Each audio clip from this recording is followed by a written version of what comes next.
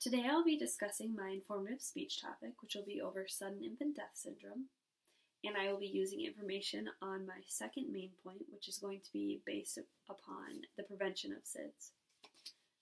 While the idea of sudden infant death syndrome is terrifying, efforts can be made to prevent it from happening.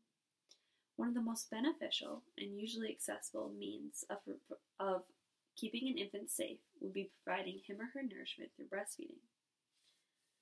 Authors Fern Hauk, John Thompson, Kawai Tanabe, Rachel Moon, and Mechthild Wiedemann in their 2011 article titled Breastfeeding and Reduced Risks of Sudden Infant Death Syndrome, a Meta-Analysis, state that breastfeeding confers immunologic advantages over formula feeding by providing immunoglobulins and cytokines that may protect infants during the vulnerable period of SIDS. By breastfeeding, not only does a mother know what she is feeding her child, but she also knows that she is offering her child even more protection against whatever may come his or her way. Immunoglobulins, also known as antibodies, are extremely important in the immune system process and all that it does for our bodies. A healthy baby will have an even harder time falling to the throes of SIDS.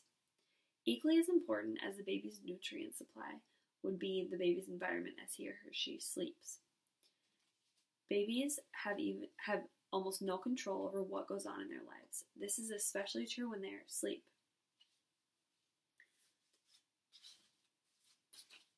In a 2013 article titled Sudden Infant Death Syndrome, Are We Any Closer to Identifying Which Infants Will Be Affected?, Tara Ramirez and Michael Malloy state, a firm sleep surface is recommended and should be devoid of soft bedding to prevent SIDS and suffocation.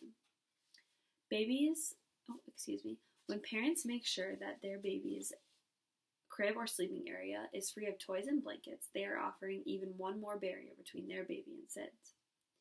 The most important part of what parents can do for how their baby sleeps, however, would be the position in which they lay their baby to go to sleep.